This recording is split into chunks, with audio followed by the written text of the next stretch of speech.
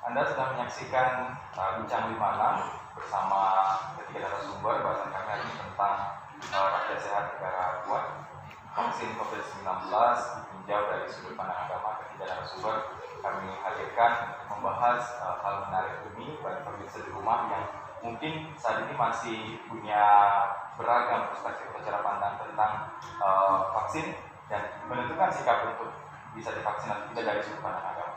Saya ke Pak Sutadi. Pak, ini kita bicara kalau tadi kan langkah preventif adalah memberikan informasi dan sosialisasi kepada masyarakat. Kalau memang sebenarnya untuk masyarakat yang tidak mau divaksin itu tidak dipaksa.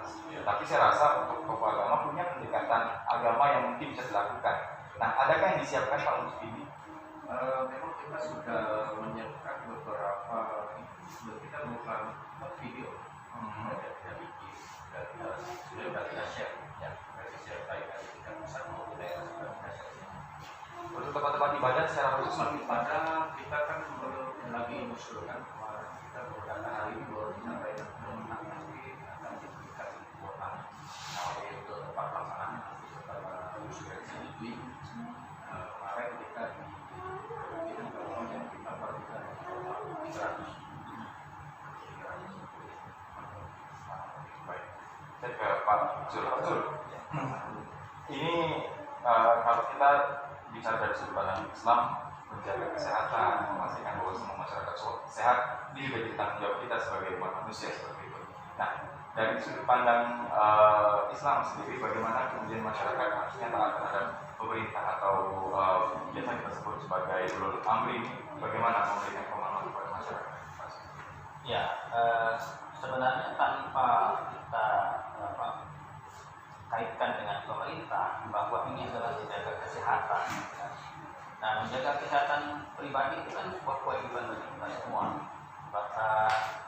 Ada 5 usul khamas gitu ya, bahwa tujuan agama itu ada 5. Pertama, menjaga jiwa, menjaga agama, nah salah satunya adalah menjaga jiwa. Artinya kita apapun yang kita lakukan, kita harus mengacu pada salah satunya tadi itu, yaitu menjaga jiwa. Nah, ketika vaksin ini bagian dari menjaga jiwa, sebenarnya vaksin ini kan tidak hanya untuk diri pribadi, tetapi juga untuk orang yang di sekitar kita. Karena ini sifatnya menular, maka ketika kita tertular, maka kita akan menularkan ke orang lain. Oleh karena itu, kita harus menjaga diri kita dulu. Ketika kita menjaga jiwa kita sendiri, itu sebuah kewajiban. Kemudian dengan kita menjaga diri, maka kita menjaga orang lain. Itu juga kewajiban kita.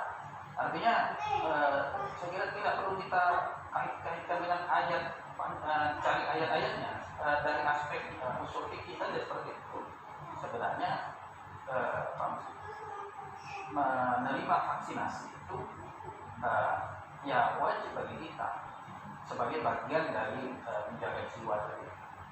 Nah, apalagi kalau dikaitkan dengan bahwa ini adalah program pemerintah dalam konteks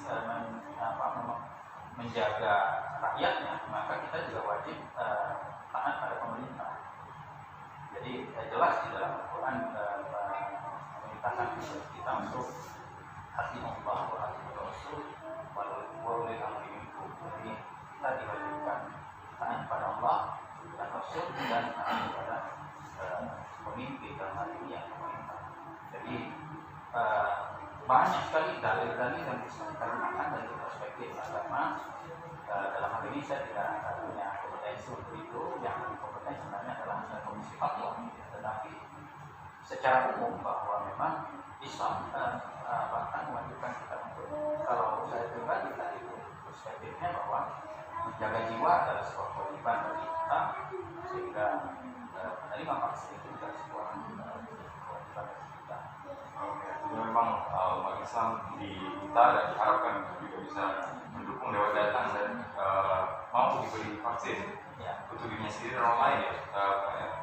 Ya, persoalannya sekarang adalah banyak kita ini beredar berita-berita bohong, ya, hoax yang terkait dengan vaksinasi ini. Banyak sekali berita-berita bohong. Nah, ini yang saya kira kewajiban kita bersama untuk memberikan edukasi kepada seluruh masyarakat tanpa kecuali.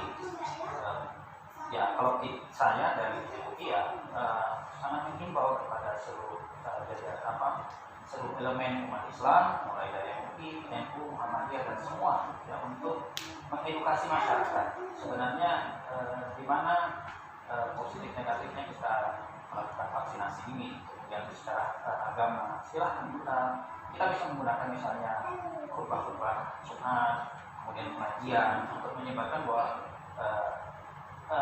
hukumnya jelas oleh Fatwa MUI nomor 2 tahun 2021 bahwa ini vaksin ini halal dan suci. Nah, itu saja pegangan dasar kita.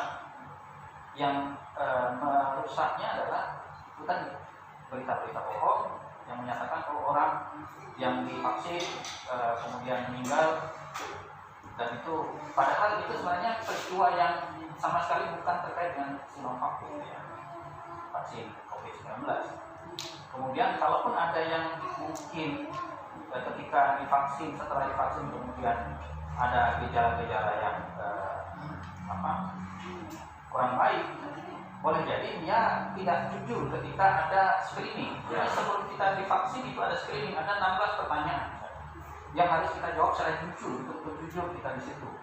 Misalnya apakah dalam beberapa waktu 2 minggu ini kita mengkonsumsi obat secara terus menerus, apakah kita ada flu dan sebagainya, apakah kita punya riwayat penyakit bawaan dan seterusnya, itu kan.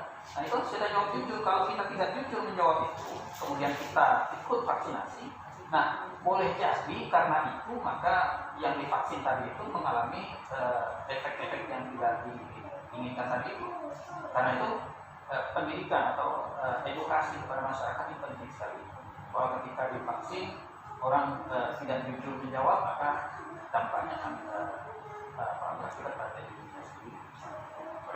Dan tadi juga kita sudah sempat lihat di layar kaca pemirsa di rumah proses vaksinasi yang disampaikan oleh Pak Zul. Ada 4 meja ya Pak Zul ya untuk proses vaksinasi itu, dari mulai verifikasi data, lalu juga screening, penyuntikan, sampailah kemudian nanti ada observasi dilakukan. Artinya memang pemerintah sudah melakukan berbagai langkah agar proses ini berjalan dengan aman dan juga lancar, dan masyarakat juga diharapkan untuk tetap bisa menerima ini sebagai sebuah langkah atau program dari pemerintah. Saya ke Pak Pendeta, Pak, bagaimana mungkin dari sudut pandang Kristen tentang menjaga kesehatan, atau mungkin tentang bagaimana kita menjadi bagian dari proses ini agar semua masyarakat bisa sehat, itu dari sudut pandang agama seperti apa? Iya, senada dengan agama-agama lain, begitu juga agama Kristen juga pro kehidupan, pro kemanusiaan, artinya nilai-nilai universal yang menghidupkan, yang memanusiakan itu juga dijunjung tinggi, termasuk juga dalam konteks pandemi COVID ini. Dari agama Kristen kita juga sangat serius mentaati, mematuhi protokol kesehatan, instruksi pemerintah dari sejak awal. Misalnya katakanlah ada kebijakan PSBB, kita taati, kita ikuti begitu. Sampai saat ini program vaksinasi juga sama. Kenapa? Karena memang secara rohani dalam pandangan Kristen, pemerintah itu adalah wakil Allah di bumi. Karenanya setiap warga negara, termasuk warga gereja itu sama dengan teman-teman di Muslim, wajib hukumnya untuk mentaati, mematuhi instruksi, peraturan, termasuk kebijakan pemerintah yang bermuara pada bagaimana menyelamatkan kehidupan, menyelamatkan kemanusiaan. Nah, kaitan dengan kesehatan memang harus kita akui kesehatan itu hukum yang lebih tinggi. Artinya kesehatan, keselamatan masyarakat itu harus di atas segala-galanya. Dan itu tanggung jawab semua, termasuk warga gereja, warga negara, teman-teman dari agama manapun yang mestinya sama-sama menjaga dari pribadi-pribadi dulu, pribadi, keluarga.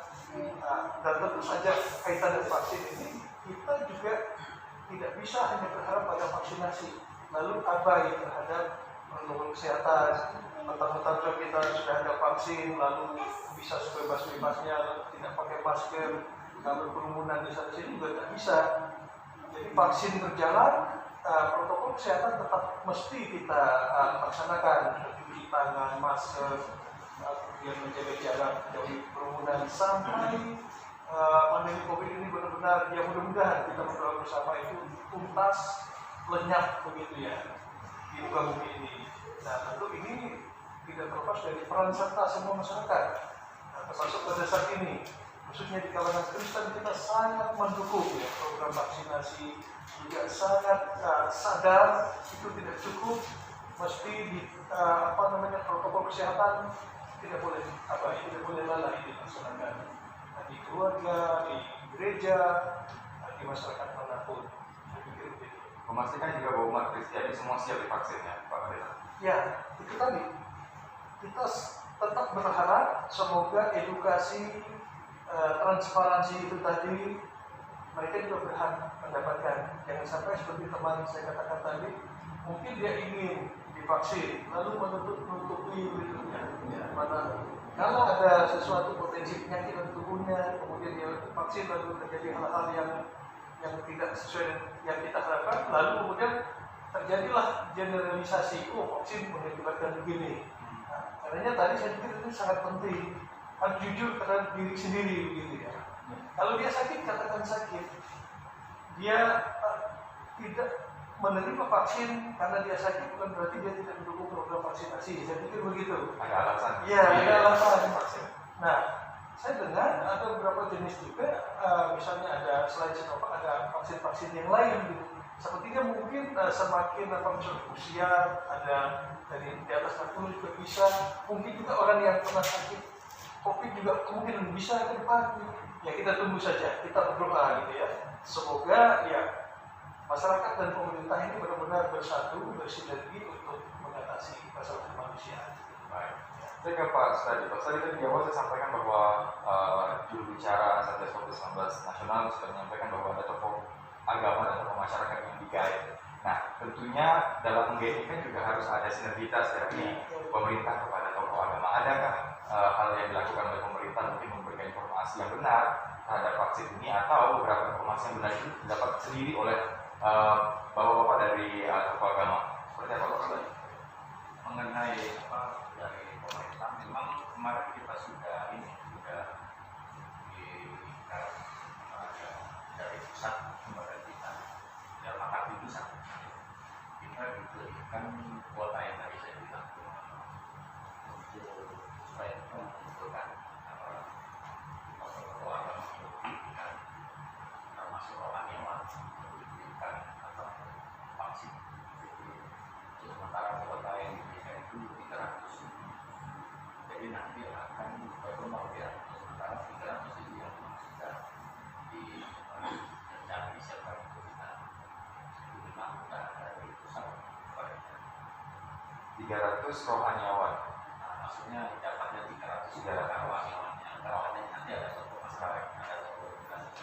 Dan kemudian nanti akan itu prosesnya disebar di 14 kabupaten kota.